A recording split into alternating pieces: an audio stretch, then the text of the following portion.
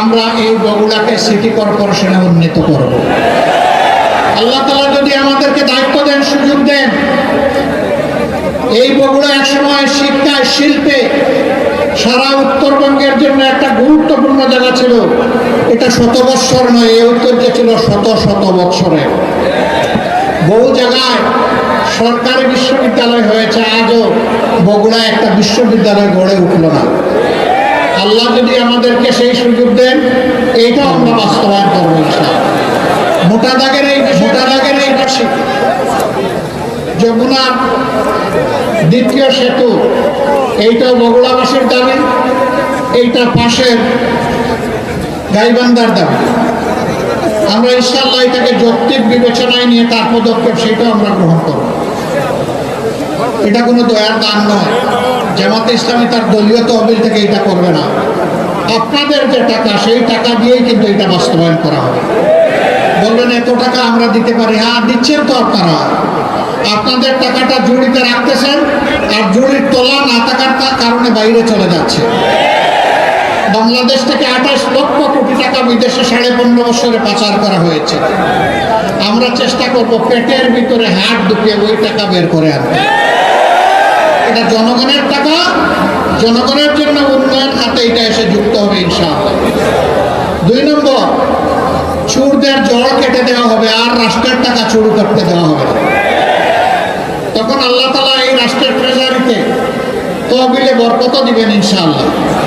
রাষ্ট্রীয় তহবিল থেকে তখন সকল অঞ্চল ইনসাফের ভিত্তিতে তাদের পাওনা পাবে ইনশাআল্লাহ তাআলা।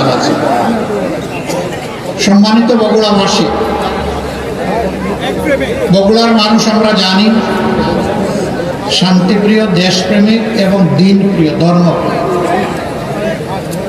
আপনারা শান্তিতে বসবাস করতে চান, শিক্ষিত ভদ্র মানুষ। সারা বাংলাদেশে কিছু জিনিস আছে, আমি ধারণা করি এটা বগুড়ায় নাই। তার 1 নম্বর হচ্ছে চাঁদা। বগুড়ায় চাঁদাবাজি নাই। কি বলেন এই সমস্ত কথাবার্তা আপনারা? বগুড়ায়ও চলে? ভাইরে আল্লাহ, তাইলে দেশের কোন জায়গা বাদ করবে? চাঁদার জ্বালায় অতিষ্ঠ জনগণ। এই চাঁদার কারণে কৃষক তার পণ্যের ন্যায্য মূল্য পায় না। এই চাঁদার কারণে ভোক্তা ন্যায্য মূল্যে সে সবজি শাক কিনতে পারে না।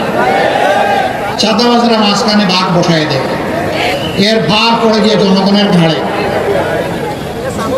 ইনশাআল্লাহ তাআলা লাজিম আমরা শহীদদের আকাঙ্ক্ষা বাস্তবায়নে, আমরা তাদের রেখে দেওয়া দায়িত্ব পালনে আমরা দেশবাসীকে কথা দিচ্ছি, আমরা চাঁদাবাজ মুক্ত বাংলাদেশ গড়ব ইনশাআল্লাহ। বলবেন তার প্রমাণ কি? তার প্রমাণ আমরা এত মজলুম একটা দল, আর্থিকভাবে ক্ষতিগ্রস্ত একটা দল, এই মুদির দোকানের কাছে, রাস্তার পাশে হকারের কাছে, কোনো কোনো জায়গায় ফকিরের কাছে কোনো চাঁদা চেয়েছে? যারা এত নির্যাতিত হওয়ার পরেও নিজেদের হাত পরিচ্ছন্ন রাখতে পেরেছে, তাদের হাতেই আগামী পরিচ্ছন্ন বাংলাদেশ গড়ে উঠবে ইনশাআল্লাহ। আমাদের কর্মীরা চাঁদাবাজি করবে না, দুর্নীতি করবে না, মামলা বাণিজ্য করবে না। জনগণ সাক্ষী, আমরা আমাদের কথা রেখেছি। এখন যে কথাগুলো দিচ্ছি সেইগুলো আল্লাহর পর্ব সরকারে বিইজনিল্লাহ, আল্লাহ তাআলার সাহায্য নিয়ে সেইগুলো আমরা বাস্তবায়ন করবো ইনশাআল্লাহ।